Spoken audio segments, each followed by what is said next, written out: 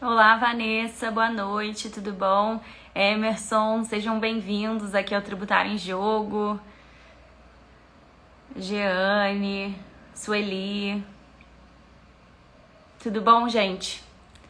Fico feliz de estar aqui com vocês estarem acompanhando nossos projetos aqui no Tributário em Jogo, nossas lives tradicionais de terça-feira. Tô esperando aqui a Micaela entrar e aí a gente já chama ela para começar. Hoje a gente vai falar sobre negócio jurídico processual, um temaço, um tema, né, que é relativamente novo, no contexto de tantas mudanças que a gente tem visto, tantos projetos, né? Talvez nem seja tão novo assim, né? Porque é um instituto que veio com uma alteração com o novo Código de Processo Civil, né? Depois disso houve até um debate, né, sobre a incorporação desse instituto para o direito tributário, para o processo tributário. É, mas naquela época a gente estava vendo essa controvérsia se desdobrar muito em cima de princípios que já estão ultrapassados, assim.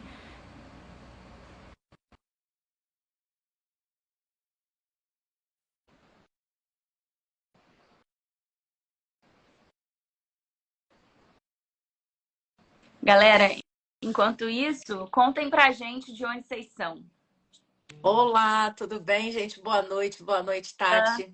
Tudo bom? Tudo jóia. É um prazer grande estar com vocês aqui. Sim, demais, né? E ainda um tema tão legal como o negócio jurídico processual, né? Tava falando que no contexto de tantas mudanças, nem é tão novo assim, né? Só que mesmo assim, pensando assim numa linha do tempo, dá para falar ainda que é novo, até mesmo porque tem muita coisa que tem sido debatida em cima disso, é, casos em que o negócio jurídico processual pode ser celebrado entre as partes, no processo tributário principalmente, né? E aqui a gente vai focar em processo tributário. Mas isso é um ponto importante da gente dizer, né? Que o negócio jurídico processual, ele entrou no nosso ordenamento por intermédio do Código de Processo Civil. Então, está falando de processo ordinário, não necessariamente tratando de matéria tributária. E o aparecimento desse instituto, muito se debateu, né, sobre será que isso é aplicável para processo fiscal? É, por conta da indisponibilidade do crédito público, é compatível, existe compatibilidade.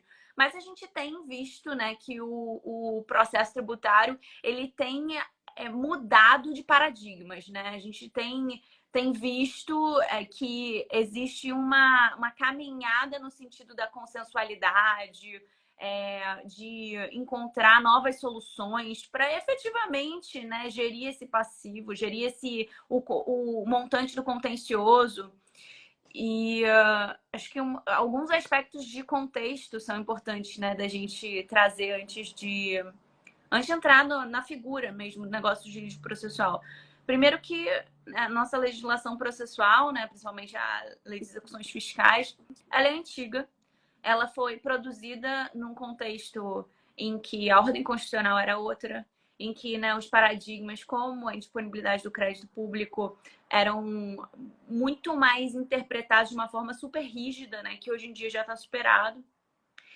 E aí a gente tem uma lei que foi produzida assim. Ainda tem uma outra coisa, né? Que o contencioso fiscal naquela época tinha outro nível, né? Em termos Sim. de valores discutidos, né? E aí, Mila, o que você acha desse contexto? Quero ouvir você. Olha, na verdade, assim, primeiro eu quero ver, já vi aqui que entrou a Carolina Palma, que foi inclusive uma das pessoas que sugeriu esse tema para a live, então espero que você goste, Carolina. E, pessoal, qualquer dúvida que vocês tenham com relação ao que a gente está colocando aqui, por favor, não deixem de comentar, né, para a gente poder estar respondendo. Como a Tati muito bem colocou, na verdade, o Código de Processo de 2015, ele foi, sem dúvida, né, uma grande quebra de paradigma e trouxe diversas modernidades que a gente ainda está tentando entender para que elas funcionam e como elas funcionam. Né? Um exemplo é o IRDR, que é excelente, mas ainda não Sim. decolou. Né? Mas, diferentemente dele, nós temos a lógica do negócio jurídico processual. Ele entra num momento muito propício, né? Em 2016, quando a gente já tinha, de certa forma, aí eu digo 2016, a vigência do CPC, que foi publicado em 2015. Ele vem num momento muito propício porque a gente está com um contencioso tributário de valores muito relevantes, né? Quando a gente imagina um contencioso da época lá do Código Tributário Nacional de 66, da época da Lei de Execuções Fiscais de 80, a gente não imaginava autos de infração de bilhões de reais. Hoje, 1 bilhão de real é até pouco, né? A gente tem autos de infração de 16 bilhões, 23 bilhões, 8 bilhões. Então, assim, são valores muito estratosféricos. E se a gente for analisar isso, como é que uma empresa vai garantir isso, né? Então, eu gosto de dar um exemplo de algo que é absurdo, porque fica mais fácil a gente entender a importância do negócio jurídico processual. E depois a gente desdobra isso, porque é óbvio que valores são referenciais. A gente sabe que para qualquer um, 8 bilhões é muito, né? Agora, sem dúvida, 50 milhões para uma empresa pequena é muito, não é? Então, assim, o negócio jurídico processual, ele entra nesse contexto onde, caramba, eu estou com autos gigantes, como é que eu vou resolver isso, já que eu tenho uma premissa natural de que se eu for brigar na execução fiscal, eu vou ter que garantir o juízo. E aí Sim. vem, bom, a garantia do juízo, em regra, para eu não ter problema de penhora online, é o quê? Depósito ou garantia financeira. Será que eu consigo uma garantia financeira de 9 bi? Será que eu consigo várias garantias financeiras nesse valor se eu tenho vários autos bilionários? Então, Ainda aí né, Mila? As execuções, elas tramitam durante muito tempo. E aí, esse valor vai se acumulando, né? O custo de uma garantia dessas às vezes, nem compensa comparando com o valor que está sendo objeto do contencioso, né? Então, realmente... Exatamente. 18 anos e 11 meses você gastando uma grana com essa garantia é uma coisa bem absurda se a gente for pensar em valores normais. Então, imagina o seguinte, veio o artigo 190, e aí eu vou tomar só a liberdade de ler ele, porque eu acho ele bastante relevante e muitos alunos não sabem, me perguntam, Micaela, onde é que eu encontro a fixação do negócio jurídico processual? Basicamente um 190. 191 fala de calendarização, mas é o 190 a alma do negócio. Sim. Ele fala, versando o processo sobre direitos que admitam a autocomposição, é lícito às partes plenamente capazes estipularem mudanças no procedimento para ajustá-lo às especificidades da causa e convencionar sobre os seus ônus, poderes, faculdades, deveres processuais antes ou durante o processo. Preste atenção que aqui o que ele está falando, na verdade, é de questões processuais. Aí você vai dizer, pô, mas cara, isso é óbvio, é negócio jurídico processual. Não, não é óbvio. Porque muita gente usa a expressão negócio jurídico processual para envolver uma transação, uma amortização de dívida, tá? Então, veja, ele pode estar sendo feito no processo e, nesse caso, o negócio é um veículo para a terminação do feito. Agora, a ideia do negócio jurídico processual que foi colocada aqui no CPC é a ideia de você negociar com a outra parte garantias, faculdades que são processuais. Não Então, a partir... Exatamente. Então, a partir Agora, dali... posso só já colocar aqui uma pimenta? A gente tem a figura da transação, né? A gente pode pensar em um modelo híbrido, né? De transação com negócio jurídico processual. Mas aí é importante a gente diferenciar as duas hipóteses, sempre sabendo que, né, esse tipo de instituto precisa ter respaldo em lei. Então não pode brotar uma transação do nada, né? Adoro brotar. Realmente fica difícil.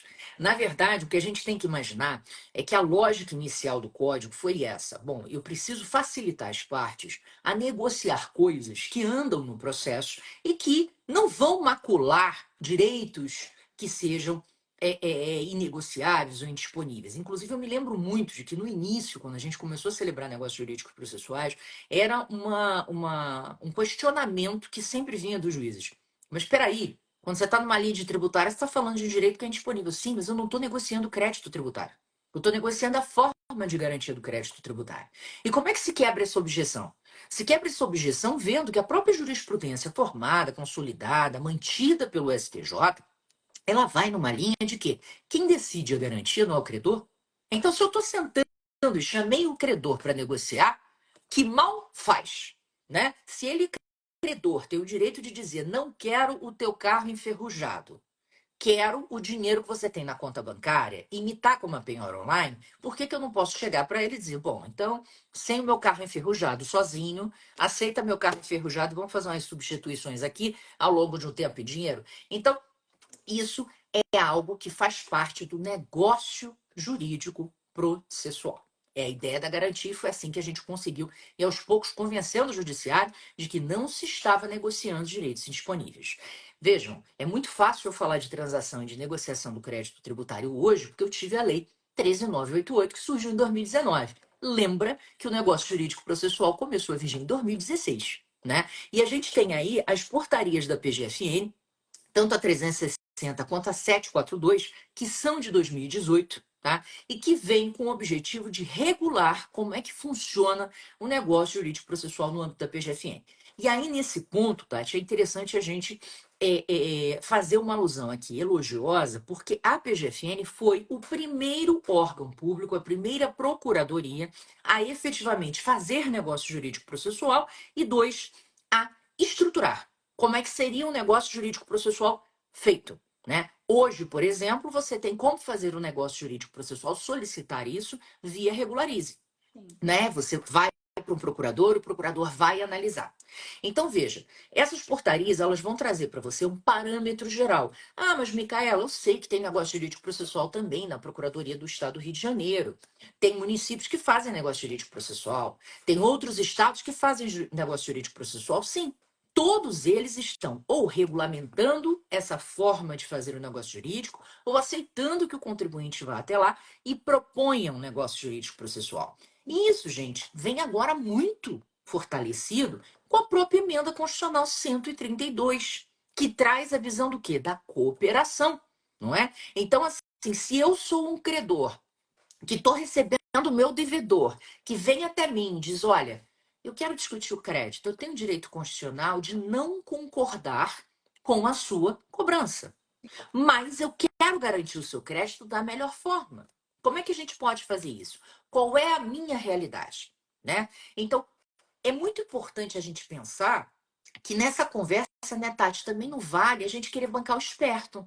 Porque aí a gente chega lá e só quer negociar e dá para a Fazenda Nacional a situação do terreno baldio invadido pelo MST, o carro que já está enferrujado, a geladeira sem uso, sem dúvida não vai funcionar. E a gente sabe que o cliente da gente vai querer oferecer isso, né? Então a gente precisa botá-lo na real de que, amigo, o processo é assim. Se você der uma garantia que o credor não quiser, você simplesmente vai tomar uma penhora online. A penhora online você não vai desfazer nem a pau, porque o STJ só permite desfazer penhora online quando você está numa situação de recuperação judicial ou falimentar.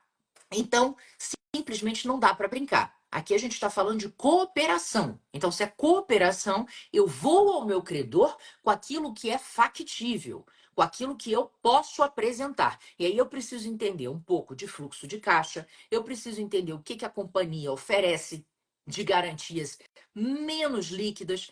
A Fazenda trabalha muito, a Fazenda Nacional trabalha muito com racional de substituição de bens ou direitos menos líquidos por dinheiro. Isso é óbvio, né? Afinal de contas, o dinheiro é a garantia mais líquida que tem. E ele, como representante do Estado, vai buscar essa garantia. Ele está na função dele, né? Então, o que a gente tem que entender é, bom, o mais importante, a maior utilização que a gente tem hoje na PGFN, vocês veem os negócios jurídicos processuais, inclusive, que foram celebrados com a PGFN no portal da PGFN, isso é transparente, está lá, tá certo? Então, vocês têm condições de ver o modelo, até para você ter uma ideia, né, de como é que funciona. Agora, eu queria dizer uma coisa importante, Tati. Às vezes o advogado acha que o racional econômico por trás do negócio jurídico processual é uma coisa que seria responsabilidade dele fazer. Não, gente, né? Não. Você precisa conversar com o contador do seu cliente, você precisa conversar com a área, né, de garantias do seu cliente, com a área financeira. Por quê? Porque eles vão poder te dizer melhor do que ninguém qual é o fluxo de caixa, o que que ele pode despender, o que que ele tem de garantia, até onde ele pode contratar garantia financeira. Então, é muito importante que você conheça, tá? Então, o advogado vai lá para justamente conversar com o cliente e trocar ideia. Dizer o que que você tem aí, como é que a gente pode fazer isso? Esse valor representa quanto do teu fluxo de caixa? Quanto você estará impactado? Quanto representaria um custo de garantia financeira? Os senhores tiveram a oportunidade de ver na live que fiz com o procurador da Fazenda Nacional, o Dr. João Gronet, na semana passada, que ele falou na questão do negócio jurídico processual e ele citou superficialmente que existe uma tendência da procuradoria a buscar o quê? A cooperação, né? A consensualidade. Então é natural que eles aceitem isso e que eles façam isso. Agora é muito importante também que você vá preparado para a realidade do seu cliente, porque isso é um processo negocial. Então você É. vai colocar um cenário na mesa, aí o procurador pode dizer, olha, por que não faz um ajuste aqui ou ali? A coisa não vai ser decidida no primeiro momento. É um processo. Uma negociação, né?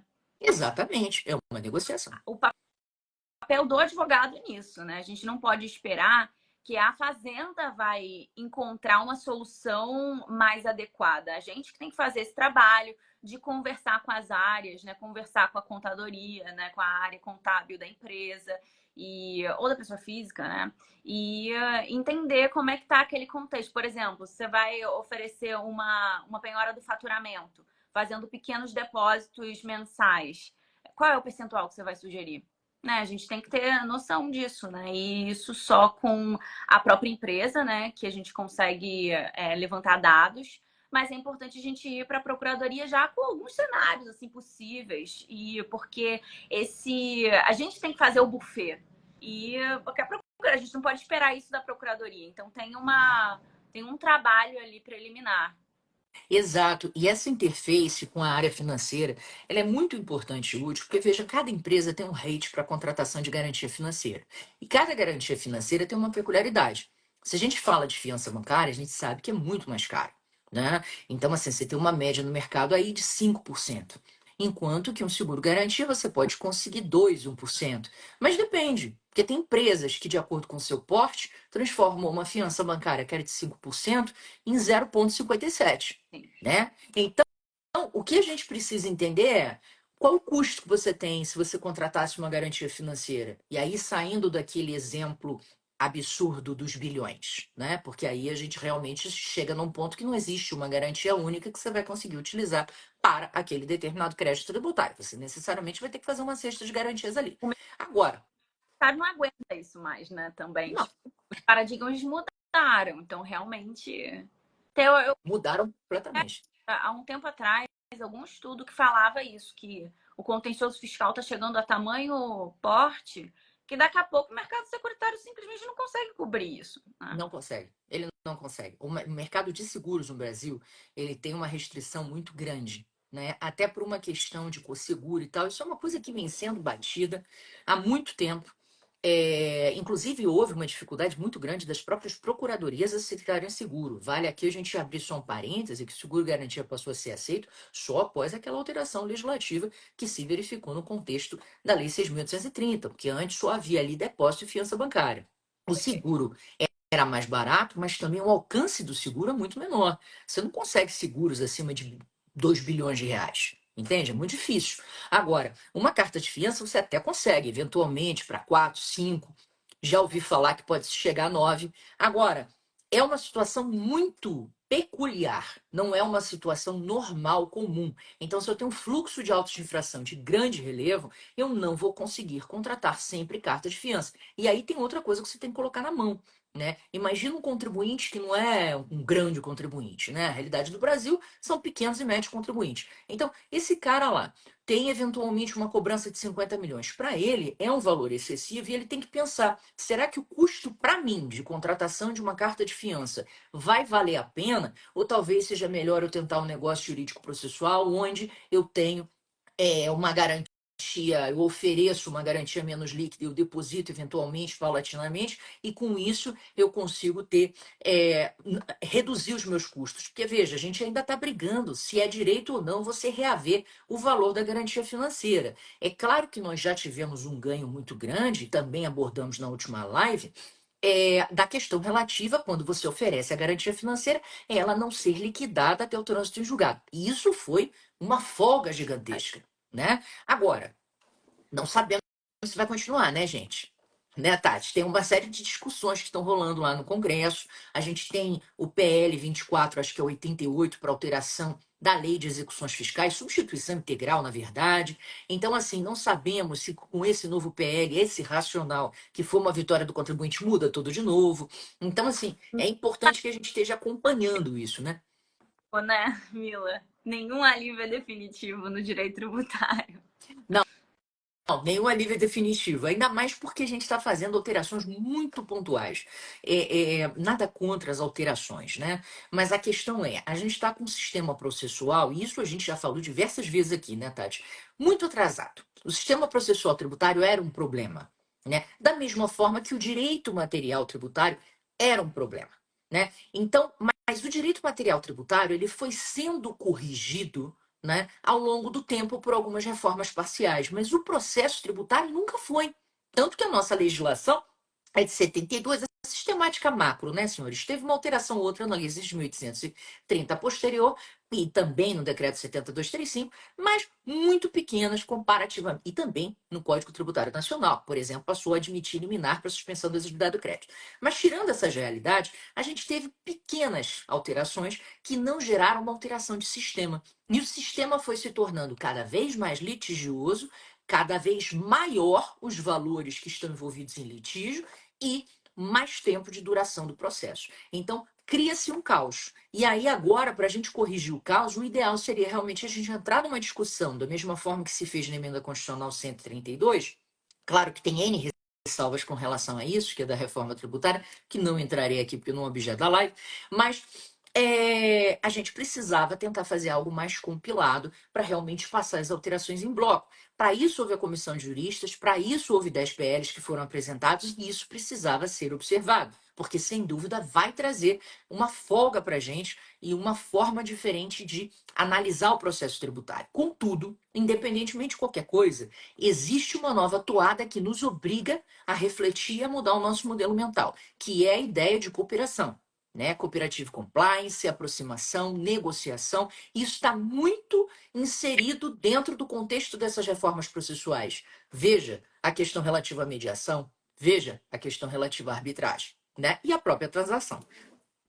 O Daniel comentou aqui, interessante lembrar da Lei 14.689, que aborda que os contribuintes com capacidade de pagamento ficam dispensados da garantia quando houver decisão contrária por voto de qualidade. É um caminho. Realmente, isso vem na mesma linha da premissa da consensualidade, que é que o contribuinte tem boa fé, sabe?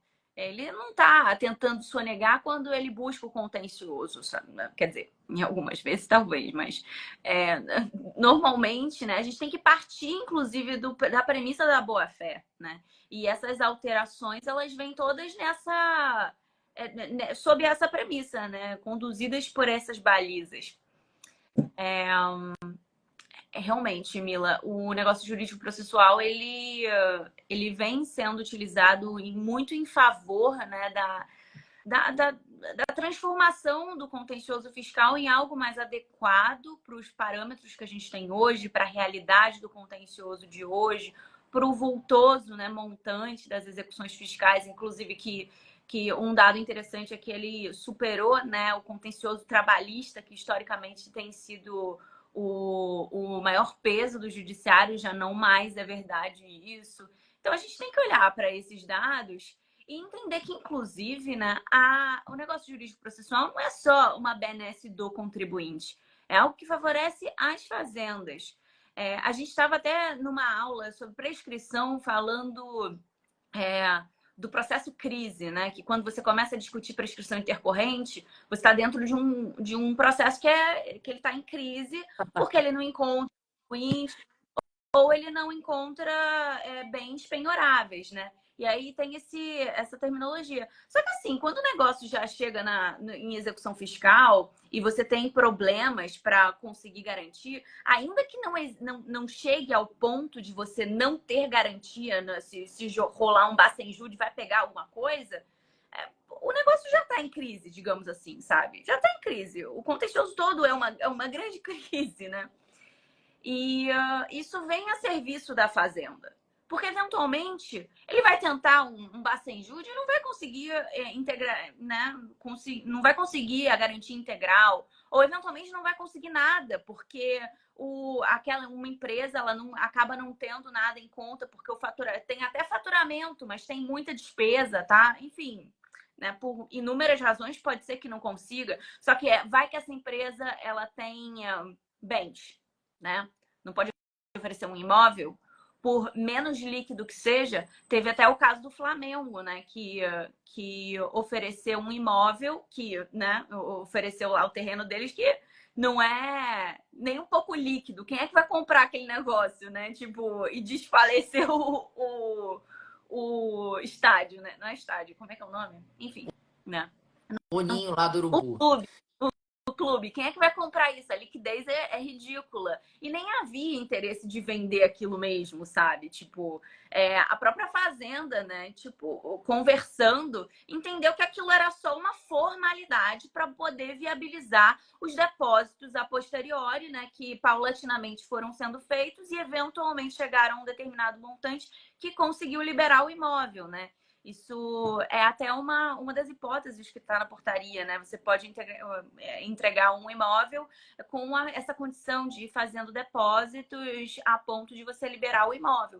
Então, essa questão da liquidez acaba sendo relativizada, o que é muito interessante e viabiliza, primeiro, o oferecimento da garantia, né, que é bom para o contribuinte, de uma forma que não vai acabar com o negócio dele ou a atividade dele.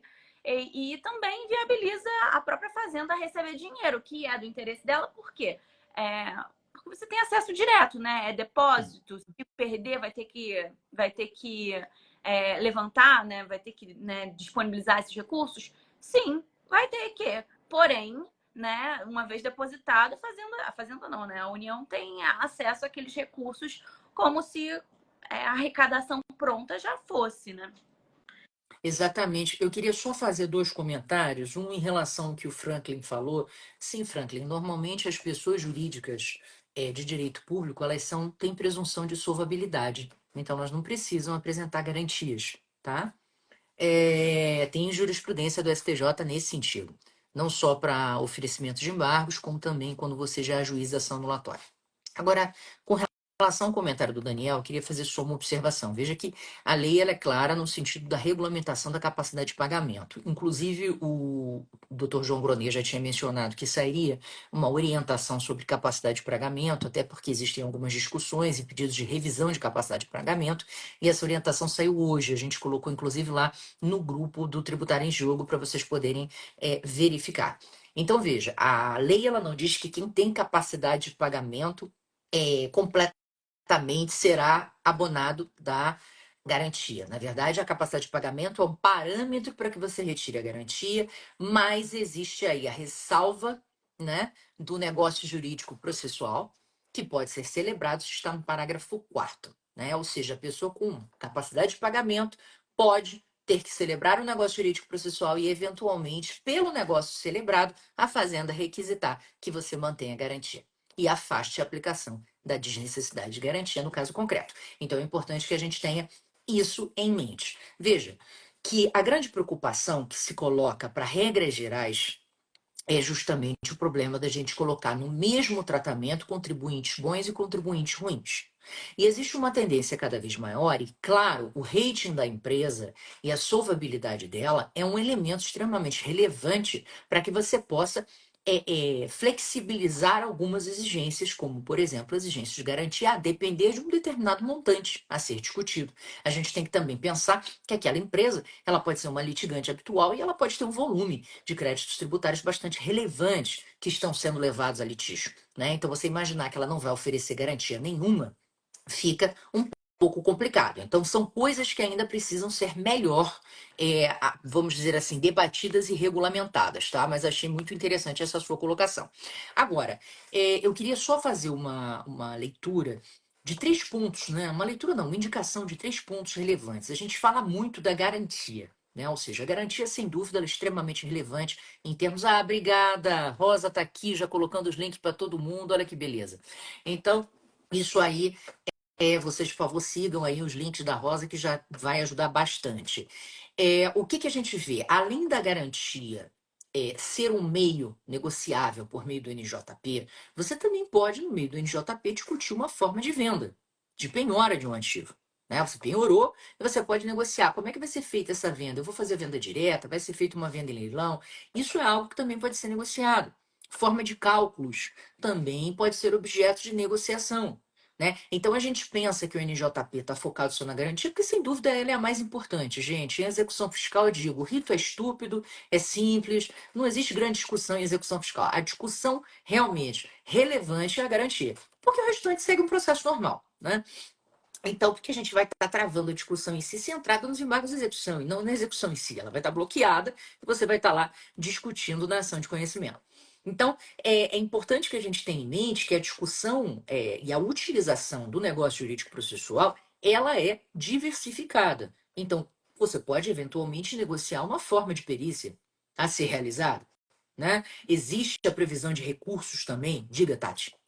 Não, inclusive, assim, é importante a gente dizer também que, ou colocar isso a debate, né? Tipo, tem que estar tratada, todas as hipóteses têm que estar tratadas nas portarias? Ou a gente pode pensar em negócios jurídicos processuais atípicos, né?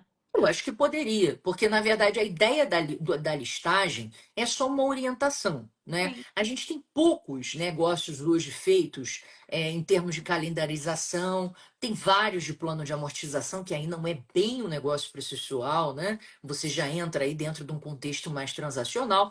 Mas você tem alguns casos aí, a maioria de garantias, e tem alguns casos eventuais de cálculos e tal. Nunca vi de perícia. Mas eu acho que uma outra situação que possa surgir, como existe essa abertura das procuradorias, aí já aproveito o gancho para responder a pergunta do Gabriel, na realidade, assim, existe uma tendência, tá, Gabriel? A PGFN, ela sem dúvida foi pioneira no processo. Mas a gente tem uma tendência, porque o Brasil está numa tendência, desde que ele decidiu ingressar na OCDE em 2017, enviou sua carta em 2021, se não me falha a memória, recebeu, aliás, da OCDE todos os requisitos, né, que precisam ser cumpridos pelo Brasil para esse ingresso em 2021, a gente começou a mudar esse modelo mental. Né? A questão da psicologia fiscal, que já foi muito falada aqui, que já abordamos diversas lives e trouxemos também algumas obras interessantes sobre o tema. Tudo isso faz parte de um contexto de mudança. Por quê? Se entende que não dá mais para eu tratar o contribuinte como sendo aquele leão feroz que vai te pegar. Porque as pessoas não trabalham bem pelo medo apenas. Então, existe um ganho muito maior dessa proximidade. E as procuradorias que têm tentado fazer isso têm visto resultados positivos. Então, você tem procuradorias, sim. Eu conheço mais em relação a estados do que a municípios. Né? Se tiver aí, temos 23 pessoas na live. Então, galera, se vocês têm conhecimento aí de algum município que também faça isso, coloca aqui pra gente. Acho que divulgar informação é sempre muito saudável. E é uma tendência. Então, à medida que as procuradorias começam a desenvolver esses negócios, eles veem um ganho, né? O ganho de relacionamento, o ganho de proximidade, e também há uma tendência de desenvolvimento de programas de cooperative compliance, que é exatamente isso, transparência. Vejam que saiu recentemente aí o PL encaminhado pelo ministro Haddad ao Congresso, que envolve 3 tipos de programas de conformidade da Receita Federal. Confia para os grandes contribuintes, o Sintonia, que seria para todos, e o OEA, que é aduaneiro, eminentemente. Então, essa lógica que a gente está vendo sendo movida, né, no âmbito federal existe. Né, em várias secretarias de Estado, em algumas secretarias de município, e, obviamente, pode existir também no âmbito das procuradorias por meio de cadastros. Não um programa de conformidade efetivo, que não é muito a natureza desse programa, mas essa lógica de aproximação, de transparência e de troca, que é muito saudável para todos nós. E a gente pode ter uma expectativa de que esse processo se acelere um pouco com a inserção do princípio da cooperação na Constituição, né? Isso traz um peso, traz uma importância, né, para essas pautas serem trazidas. Mas realmente é muito importante a gente ter em mente que isso tem que ser tratado, isso tem que ser legislado por cada jurisdição. Mas isso também chama atenção para o quanto a gente tem que enaltecer a Procuradoria da Fazenda Nacional por ter sido pioneira nisso, né? E é sempre mais difícil ser o primeiro em qualquer coisa. E aí os estados e municípios, eles têm a oportunidade de usar essa regulamentação como um espelho, né? Isso acelera os processos. Então, realmente, a PGFN está muito de parabéns de ter sido pioneira nisso. E não só nisso, mas também nas transações, também estão se alastrando por demais jurisdições. É uma tendência, né? É um processo. E também não cabe a gente ter a expectativa de que, pum, né? De repente, todo o Brasil, todos os estados e municípios vão estar agindo da mesma maneira, né? Tipo, é um processo, gente. A gente tem que aceitar isso e sempre, né, verificar, eventualmente fazer um lobby, né? Porque o lobby, ele, apesar do nome ter um cunho negativo, o lobby ele é só uma representação do direito de participação, que é um direito democrático, né? Não existe democracia sem direito de participação e, né, que surpresa, né? O lobby ele é só uma manifestação, né, desse direito de participação. Você falando, Mila, me despertaram algumas questões, né, que eu acho interessantes. Primeiro sobre o que eu tinha pontuado antes, né, sobre as hipóteses de negócio jurídico processual, né, os objetos de negócio jurídico processual, não precisarem todos estar tratados em portaria. Eu concordo muito com isso, até mesmo porque a portaria é uma norma infralegal, né? A base legal, a base principal legal que inseriu isso no sistema foi no Código de Processo Civil. E quando a gente acessa essas normas, né, que tratam do negócio jurídico processual e em matéria fiscal também, né, a gente vê que o objeto são atos processuais, né? Então, a gente pode ir além, né, das hipóteses específicas que estão tratadas, né, estão listadas nas portarias. Até mesmo porque, né, o objeto do negócio jurídico processual é encontrar soluções para viabilizar aquela discussão, né, para viabilizar a resolução daquele contencioso. E aí isso nunca se sabe, né, o que vai ser mais adequado e nunca se sabe qual vai ser o problema específico que aquela execução vai se deparar, né? Os contribuintes são muito diversos, os valores também, né, que são tratados em uma execução ou outra são diferentes. E, enfim, né? Outro ponto é que a gente está falando de acordos, né? Pactos, e a gente está falando de contribuinte, PGFN. Eu acho que uma coisa interessante é a gente falar do papel do juiz nisso também, né? A gente precisa de uma homologação, a gente precisa que o juiz aceite isso, e até você trouxe o 190, a caput. Eu acho que é interessante a gente ler o parágrafo único, porque ele meio que fala disso, né? O de ofício ou a requerimento, vou ler aqui ipsis literis. De ofício ou a requerimento, o juiz controlará a validade das convenções previstas neste artigo, recusando-lhes a aplicação somente nos casos de nulidade ou de inserção abusiva em contrato de adesão ou em que alguma parte se encontre em manifesta situação de vulnerabilidade. Acho que isso super se aplica, né, também para os negócios jurídicos processuais em matéria fiscal, porque eventualmente pode ter uma coação, eventualmente podem ter alguns atos, né, que, se constatados pelo juiz, tem que ser, inclusive, enviados para o Ministério Público, porque podem ser seríssimos. Mas, assim, a gente precisa da homologação para começar a colocar em prática um negócio jurídico processual. A gente precisa da homologação do juiz. E qual é o limite de análise, né, que ele tem? Qual é o limite da discricionariedade dele? Quer dizer, ele não tem discricionariedade, né, supostamente. Mas o que você acha a respeito disso? Como que esse parágrafo único se aplica para as nossas execuções, né, para os negócios jurídicos processuais formados nas execuções? Assim, eu acho que quando você consegue conversar com uma procuradoria e você chega a um negócio jurídico processual, seja ele qual for, né? Seja de negociar perícia, realização de cálculo, calendarização processual, qualquer um, né? Garantias, como a gente tem falado aqui. Você já passou por todos esses steps. Que o procurador, em regra, ele não vai de modo algum assinar algo, e a maioria das procuradorias tem tido fortes cobranças, o que é absolutamente natural, pelo princípio da transparência, pelo Tribunal de Contas, né? A gente tem a CGU no âmbito federal que também está em cima. Então, todos esses órgãos, eles servem para justamente trazer parâmetros para que os procuradores possam fazer esses negócios de modo legítimo, né? Isso fica enviado, inclusive, eles respondem por isso. Então, é interessante que a gente tenha em mente que esse padrão já foi avaliado. Então, quando você leva para o juízo essa negociação que já foi feita, e geralmente se faz fora do processo judicial, né? Ou seja, é um negócio jurídico processual, muitas vezes, que é negociado bem antes de existir processo judicial. Diga-se de passagem, quando você tem uma estrutura de organização, e aí surgem nichos, né, para o advogado. A gente já ouviu em várias lives pessoas dizendo: ah, a transação é um front, tem aqui um segmento novo no meu escritório, só trabalha com transação.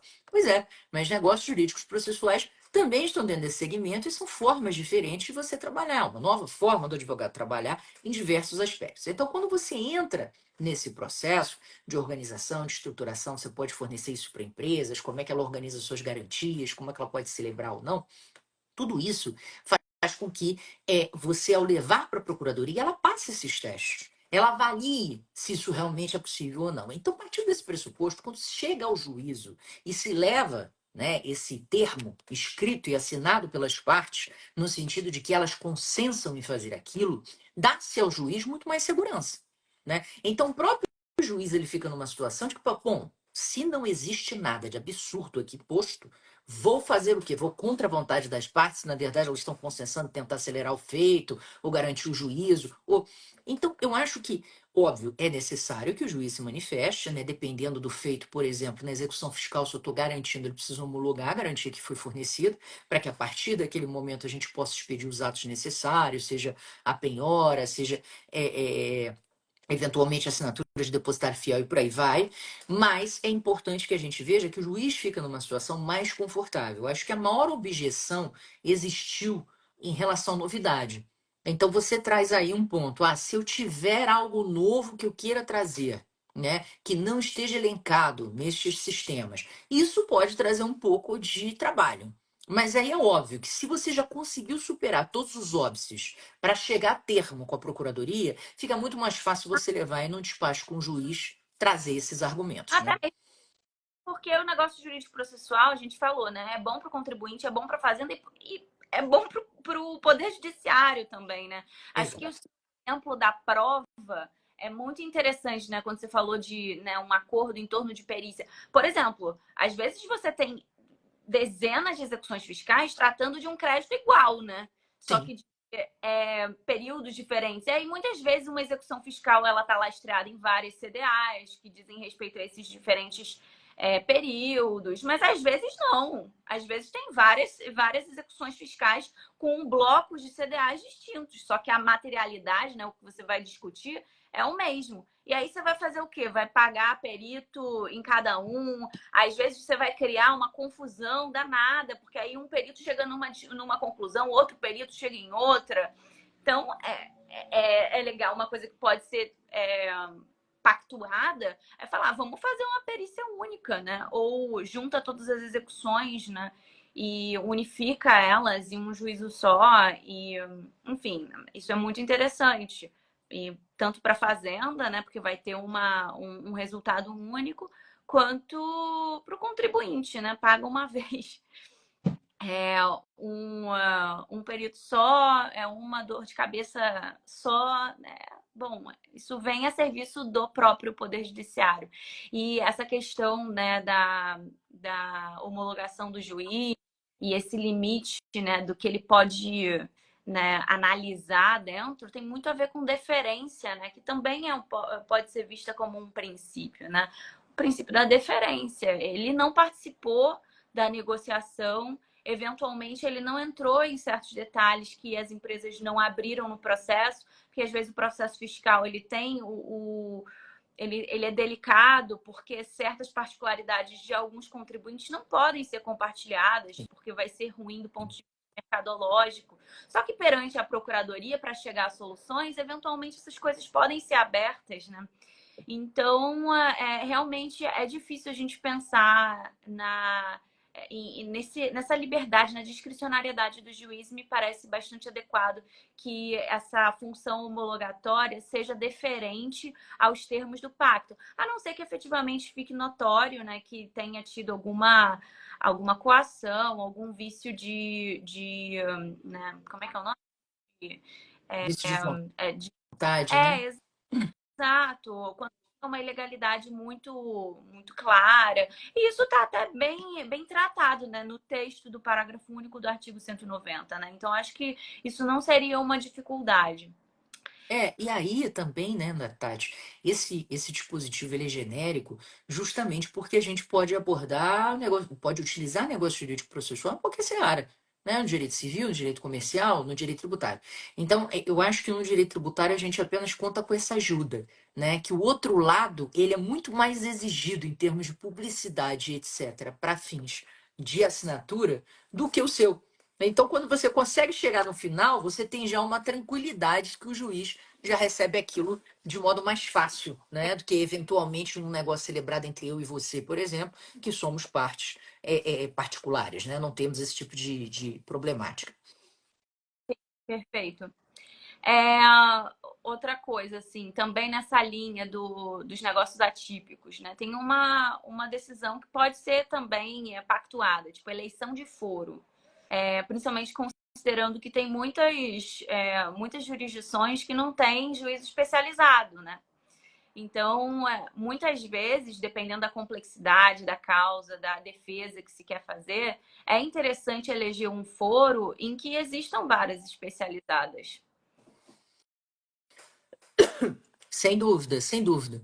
Eu acho que, assim, a mensagem que a gente quer passar para vocês, né, é que, sem dúvida, o negócio jurídico processual, e não é só a transação, ele traz, de per se, diversas alternativas, né? Alternativas para viabilizar o processo, para acelerar o processo, para tornar ele mais eficiente. E aí compete a nós, em cada caso concreto, verificar isso, a gente buscar essa inteligência, a gente colocar isso no nosso padrão de atividade, né? Como mais um item, como mais um nicho, como mais uma oportunidade. E pensar que, obviamente, conhecendo o cliente, você que é aquele advogado que já tem clientes grandes e já trabalha com carteiras desses clientes, ou você que é um advogado de empresa, você pode desenvolver isso também, né? Essa racionalidade, essa estratégia dentro das garantias que vai envolver, obviamente, a celebração de negócios jurídicos processuais, né? Então, a gente tem que estar um pouco mais aberto às oportunidades que surgem e que podem nos ajudar bastante também dentro da advocacia. E é interessante também a gente pensar nessa solução antes do processo, assim, apesar Sim, de não ter negócio jurídico processual, isso tem tudo que ver com uma visão mais estratégica do passivo, né, do seu cliente. Porque eventualmente, né, você está ali na expectativa de várias execuções fiscais serem ajuizadas. Se aquilo tudo for ajuizado ao mesmo tempo, vai ser o caos, né? Principalmente né, pensando nas garantias que você vai oferecer, enfim. E aí, essa ideia de calendarizar também pode ser utilizada para pactuar um paulatino ajuizamento para poder diluir no tempo, né, essa preocupação com as garantias. Então, é algo que a gente tem que pensar antes mesmo, né, de o contencioso per se, contencioso judicial se iniciar, né? Vai chegando ali no final do administrativo, você vai vendo que o negócio não vai ter muito jeito, já começa a conversar com o cliente para ver como é que é a situação dele. É claro que a gente tá diante, né, desse ensejo para o contribuinte que tem uma decisão desfavorável por voto de qualidade, mas isso é uma situação específica, né? E a questão, né, da garantia ainda segue sendo muito relevante para muitos contribuintes, para uma parcela muito significativa do contencioso fiscal. E a gente não vê isso mudando no futuro próximo, né? Tipo, é um processo. Verdade. E, Mila, para encerrar assim as minhas questões, eu tenho uma pergunta, assim, para a gente debater assim, antes da gente despedir da galera, que tem a ver com até uma coisa que está tratada na portaria, que é falar que uma das condições que pode estar dentro de um pacto, né, dentro de um negócio jurídico processual, é exigir que o contribuinte renuncie o débito, né, irretratavelmente. O que você acha disso? Você acha que isso é uma condição válida? É uma condição legal se isso for incluído num negócio jurídico processual? Pode a procuradoria, por exemplo, chegar e falar: olha, a gente só vai fazer negócio jurídico processual se você assinar isso aqui e renunciar o débito, não embargar, não discutir, né, o mérito disso, e a gente só né, programa como é que esse pagamento vai se dar. É, eu entendo que não, porque na É, verdade para isso já funciona a transação. Eu não vejo muita possibilidade de você, porque aí você começa a transformar o negócio jurídico processual em algo que ele não é. Como a gente já mencionou aqui, existem negócios jurídicos processuais terminativos, tá? Já vi inclusive negócios jurídicos que transformaram a aplicação de uma pena de perdimento em liberação do navio, sim. com pagamento de tributos devidos. Então, assim, existe isso, existem negócios jurídicos processuais nessa linha. Mas não é a regra. A regra, normalmente, é a gente trabalhar com questões realmente que envolvem o processo, garantias, cálculos, etc. Nesse contexto, não cabe você chegar para o cara e dizer: olha, você vai ter que renunciar ao seu crédito, porque a gente está discutindo isso. Agora, cabe aquilo que eu mencionei com relação ao comentário do Daniel, que é o seguinte, meu amigo, estamos negociando aqui, você abre mão daquela questão da capacidade de produção, de você não ter que oferecer garantia. A gente vai negociar as tuas garantias a partir de um determinado patamar. Eu posso fazer isso? Posso, claro que posso. Né? É uma questão de eu estar negociando com você a forma de você garantir o seu passivo tributário. Porque o negócio não necessariamente vai envolver um processo. A maioria dos advogados ela tem a percepção de que eu vou negociar um processo. Sim, os senhores podem negociar um processo. Mas veja, se você está pensando numa gestão estratégica de carteira de clientes, você não vai negociar um processo, você vai negociar o passivo que o teu cliente tem e que futuramente ele vai ter que garantir com relação àquilo. É muito mais inteligente você fazer uma negociação guarda-chuva do que você necessariamente ter que ficar esperando cada processo que surge, que muitas vezes vem 10 juntos, né? Aquela loucura toda. Então, você fazendo um racional de gastos com o seu cliente, você consegue fazer uma negociação que seja guarda-chuva. Então, no âmbito de negociações com esse viés guarda-chuva, algumas condicionantes podem ser colocadas, tipo, não brigue em anulatória, brigue só em embargos de execução, né? Abra a mão de você pedir uma liminar de suspensão da exigibilidade. Veja, são faculdades processuais que você tem, não é? Verdade. Aí realmente. O que me pega é esse texto, né, da portaria. Mas efetivamente, né, isso uma espécie de transação, só que travestida de NJP. É só uma forma a gente tem que ficar, né, de olho nisso, porque eventualmente as portarias tratam um instituto como o outro. E aí é só uma questão nominal, né? Porque eu acho que na prática isso acabaria não impactando de uma forma muito contundente. Depende, né? Caso a Isso caso. aí. E eu acho que essa é a moral, né, da história. É um caso a caso. A gente tem que analisar as peculiaridades de um cliente, o passivo como um todo, como você alertou. A gente tem que ter uma visão estratégica, mesmo antes, né, das execuções serem ajuizadas, porque até o próprio ajuizamento pode ser objeto de NJP. A gente tem que também ter em mente que as hipóteses elencadas não são exaustivas. Então, se eventualmente você encontrar uma solução peculiar, um problema peculiar dentro de um passivo, da gestão desse passivo, você pode trazer para a procuradoria para debater isso, para encontrar um lugar comum e fazer com que essa discussão corra o mais rápido possível, da forma menos onerosa possível e da forma mais prática para a própria fazenda. Concordo contigo. Eu queria só aproveitar e fazer uma observação em cima da observação feita pelo Patrick, que deveria integrar uma transação à garantia do juízo. Veja, quando você adere a um programa, por exemplo, de transação ou parcelamento, Se você já tem a garantia no juízo, ela fica presa até o final do pagamento do parcelamento, tá? Isso é tradicional. Agora, você pode estar querendo falar do seguinte: ah, eu quero utilizar parte da garantia que eu já fiz.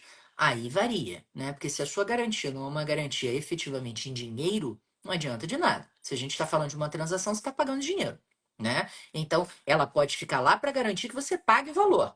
Mas depois que você pagou o valor, ela vai ser liberada. Agora, se a gente está falando de dinheiro, e aí a gente já viu vários editais de transação da Fazenda, que em regra eles autorizam a utilização do dinheiro que você tem em juízo, a conversão desse valor todo em renda e a aplicação das reduções veiculadas pela transação, geralmente sobre a parte remanescente. Isso aí é bastante questionável, porque você acaba prejudicando mais o contribuinte que desencaixou mais do que aquele contribuinte que desencaixou menos, né? Mas, de toda feita, é um padrão que tem sido adotado, tá?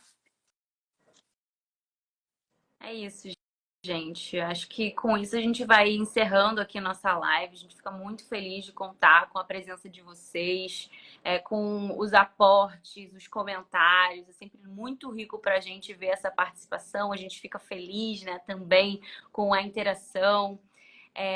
Qualquer coisa também, qualquer pergunta, dúvidas, comentários, a gente sempre está disponível no direct do Tributário em Jogo. E a gente se vê na próxima live aqui no nosso perfil. Até a próxima, gente. Muito obrigada mesmo pela participação. Mila, muito obrigada pela participação sempre, pela parceria e pelas aulas que você dá aqui, porque é sempre sensacional te ouvir. Ô, querida, muito obrigada, Tati. É sempre um prazer imenso estar com você aqui. Pessoal, a live vai ficar gravada, então se você teve alguma duvidazinha, se você entrou agora no final, algumas pessoas entraram, veja a live desde o início. A gente tem o nosso grupo no Zap também, que está sempre lá. Vocês podem postar as suas perguntas, tá? É um prazer manter essa interação com vocês. Um beijo grande, uma ótima noite para todo mundo. Obrigada.